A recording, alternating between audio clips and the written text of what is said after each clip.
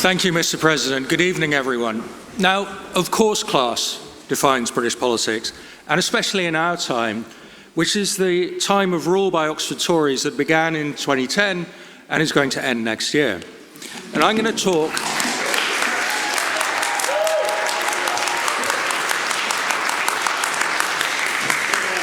I hired a clack.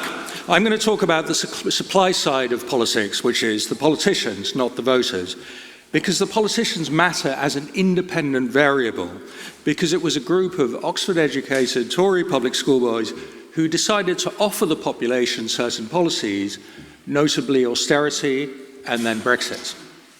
Now, when the Toffs returned to the front of the political stage, excuse me, Mr. President, with David Cameron in 2010, this is a bit of a turnaround, because the Toff class had been relegated to supporting roles after 1964 when Sir Alec Douglas-Home, who at the time was the third Eton and Oxford Prime Minister in a row, was tonked in the election by Harold Wilson.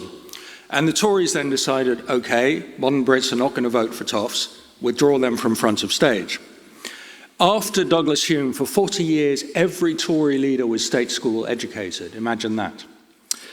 But then in 2005, the public schoolboy Tony Blair wins his third election in a row, and the Tories think, maybe we can bring back the Toffs. And so Cameron becomes leader and then Prime Minister, and he surrounds himself with a coterie of what Michael Gove calls a preposterous number of old Etonians. At least Cameron's Chancellor, George Osborne, came from outside this hallowed circle. He went to St. Paul's.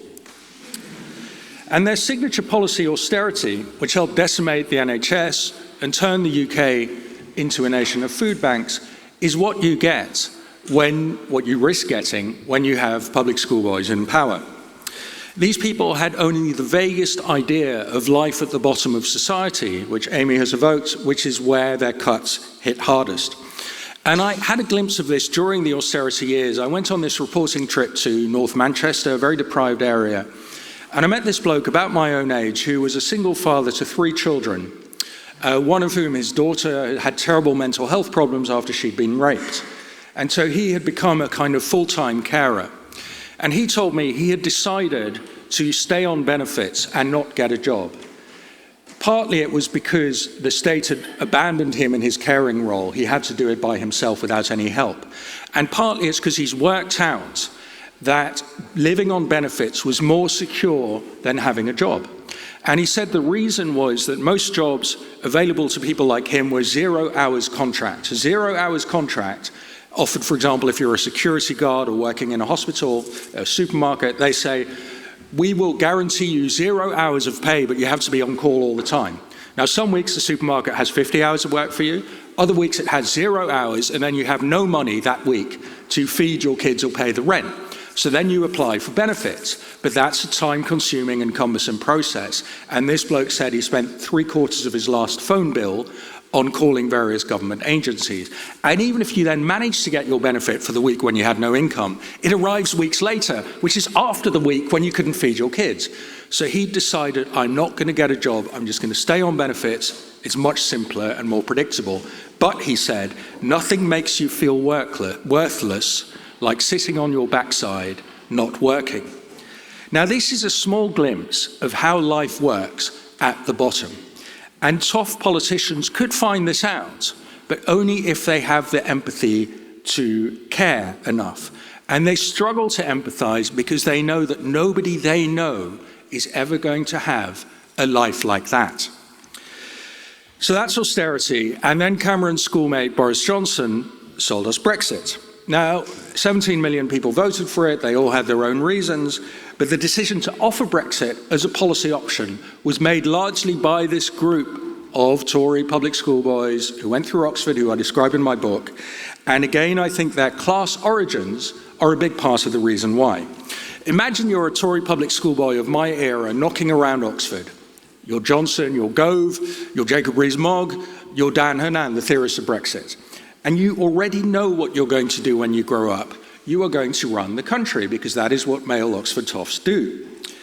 And that's why they saw Brussels as such a threat. And this starts very specifically in September '88, which is 3 weeks or so before Rees-Mogg and I simultaneously come up to Oxford when Thatcher makes her Bruges speech famous Bruce speech where she warns against a European superstate exercising a new dominance from Brussels.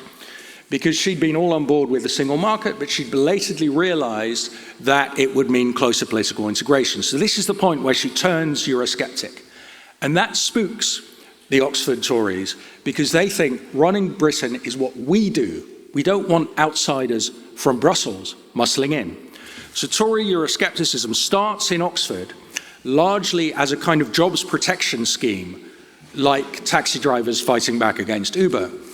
And the Oxford Toffs fight this battle for 28 years until the referendum. Now, yes, class is complicated. Class is more complicated than triangles. All concepts in society are complicated. And obviously, the ruling caste is not homogenous. They're not all a kind of caricature of an old Etonian speculator. At the top, you have a crust of hereditary toffs like Cameron and Osborne, but they're always looking to absorb into their caste rising members of the professional classes or even people from lower in society. Good luck to all of you here on the front benches. This is what happened to Ted Heath, Union President, Thatcher, who was not Union President because women were not admitted at that time. Boris Johnson's life has been a long journey from the upper middle class to full toffdom.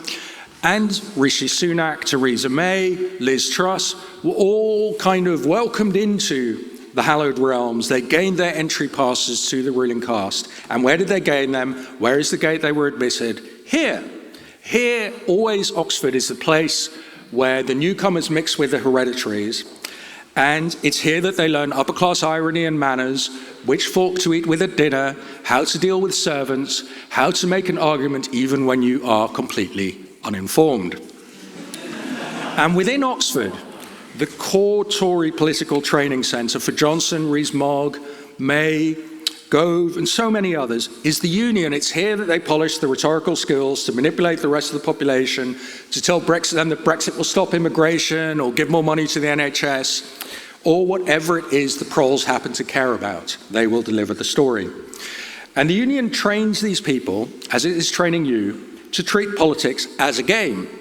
Because what does the Union do? It doesn't make policy. It just hosts debates and stages constant leadership elections, like the Tory party. And that's why modern Tory political culture is so strangely reminiscent of the Oxford Union. At one point in the Brexit saga, the Green MP Caroline Lucas chastises Rees-Mogg. She says, "This is not a parlour game or debating society. These are real people with real lives." Well, that's what she thought.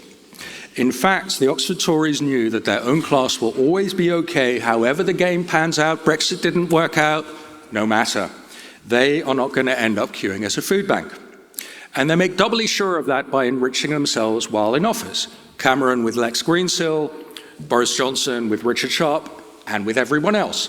Now, you'd think, why seek all this enrichment? You're just going to be just fine. But they are always comparing themselves with their Oxford public schoolboy contemporaries who went into more lucrative professions or inherited more money. And so Tory politicians like Johnson and Cameron managed to feel poor. Their time is ending, but yes, let me commend the motion. Class defines British politics. Oxford public schoolboys broke the country. Thank you.